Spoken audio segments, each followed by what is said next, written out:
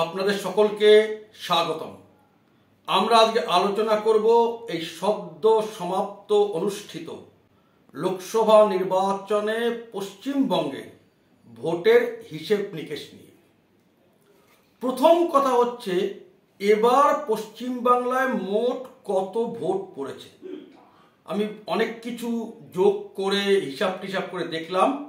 এবারে পশ্চিমবঙ্গে মোট ভোট পড়েছে 6,02,33,696। সেই ভোটে বিজয়ী দল অর্থাৎ যারা এগিয়ে আছে আসন সংখ্যা ভোটের বিচারে, তৃণমূল কংগ্রেস কত ভোট পেয়েছে? তৃণমূল কংগ্রেস পেয়েছে 2,75,65,561 ভোট, মানে মোট ভোটের 45.76%। দ্বিতীয় দল বা প্রধান প্রতিপক্ষ বিজেপি কত পেয়েছে? বিজেপি মোট ভোট পেয়েছে 2,33,27,349, অর্থাৎ বিজেপির ভোট শতাংশ 38.73%। প্রায় 7%-এর সামান্য কিছু বেশি ভোট তৃণমূল কংগ্রেস বিজেপির চাইতে বেশি পেয়েছে। মোট কত ভোট বেশি পেয়েছে তৃণমূল কংগ্রেস বিজেপির চাইতে? তার পরিমাণ 42,38,212 ভোট তৃণমূল কংগ্রেস বেশি পেয়েছে। এবার আসুন, কংগ্রেস বা বাম বা অন্য দল, তাদের ভূমিকা কি ছিল, তাদের ভোট কাটাকাটিতে কারা জিতেছে, তাদের ভোট কম বেশি হওয়াতে কার লাভ হয়েছে কার ক্ষতি হয়েছে, সেই হিসাবে কংগ্রেস একটি আসন পেয়েছে, সবাই জানেন, দক্ষিণ মালদা। তারা মোট কত ভোট পেয়েছে? তারা মোট পেয়েছে 28,18,728 ভোট, মানে মোট ভোটের 4.68% ভোট পেয়েছে কংগ্রেস। সিপিআইএম কত ভোট পেয়েছে? সিপিআইএম কোনো আসন পায়নি, একটি মাত্র আসনে দ্বিতীয় হয়েছে, আর দুটি ছাড়া সব আসনে জামানত বাজেয়াপ্ত হয়েছে। সিপিআইএম পেয়েছে 5.67% ভোট, তার পরিমাণ 34,16,941।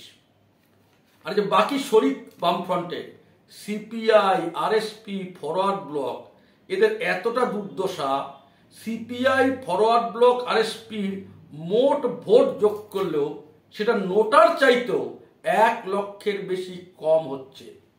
এই গোটা বামফ্রন্ট, CPM, CPI, RSP, forward block, এই সবাই মিলিয়ে ভোট পেয়েছে মাত্র 6.35%, মানে 38,26,670 ভোট।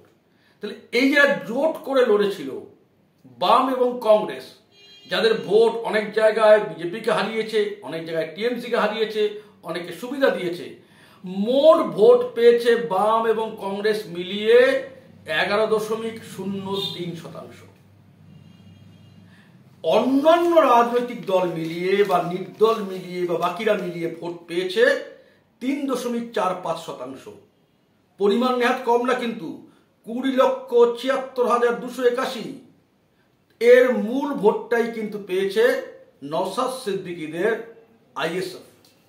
নওশাদ সিদ্দিকীদের আইএসএফ যথেষ্ট ভোট পাওয়ার পরেও কিন্তু সেটার সুবিধা বিজেপি কাজে লাগাতে পারেনি সাংগঠনিক দুর্বলতার কারণে।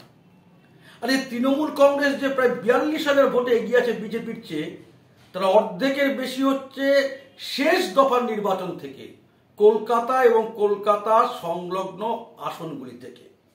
আপনি যদি চতুর্থ দফা আর সপ্তম দফাকে বাদ দেন, তাহলে তৃণমূল কংগ্রেস বিজেপির থেকে খুব সামান্য হয়তো এগিয়ে থাকবে। এবার বিজেপি যদি 22,000 ভোট বা 21,000 ভোট তৃণমূল থেকে আনতে পারত, তাহলে বিজেপি অনেক এগিয়ে যেত। সবচেয়ে বড় কথা, বিজেপির ভোট কিন্তু সব জায়গায় একই রকম ছড়িয়ে না, মুসলিম প্রধান এলাকায় খুব কম ভোট পায়, অর্থাৎ বিজেপি অনেকটা তৃণমূলের চেয়ে কম ভোট পেলেও কিন্তু আসন বেশি পেতে পারত। অর্থাৎ বিজেপি যদি মনে করুন 17-18 লাখ ভোট তৃণমূলের থেকে পেত, তাহলে বিজেপির আসন সংখ্যা অনায়াসে 22 ছাড়িয়ে যেতে পারেনি কেন? সাংগঠনিক দুর্বলতার অভাবে। আমি শুধু ভোটের এই হিসাবটা আপনাদের সামনে রাখছি এটা বোঝার জন্যে যে আদৌ বিজেপি ঠিকঠাক মতো নির্বাচন লড়েনি। ঠিকঠাক মতো নির্বাচন লড়লে ভোটের সংখ্যাতে তৃণমূলের চেয়ে সামান্য কম পেলেও আসন সংখ্যায় তৃণমূলকে টপকে যেতে পারত। বিজেপি এবং তৃণমূলের মধ্যে ভোটের ব্যবধান 7.03%, সেটা হয়তো 1% এসে দাঁড়াতো।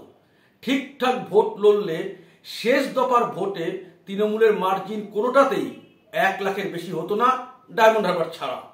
আদৌ বিজেপি নির্বাচন লড়তে পারেনি বলে এই অবস্থা, কিন্তু যদি ঠিকঠাক সংগঠনকে খাড়া করে নির্বাচন লড়তে পারে 26-এ কিন্তু সমানে সমানে টক্কর দেওয়ার সম্ভাবনা থাকবে। শর্ত হচ্ছে এই সংগঠনের পুরো খোল লড়ছে পাল্টে এই কঙ্কালসার সংগঠনকে জীবিত করে ঠিকঠাক মতো তাকে মাঠে নামানো।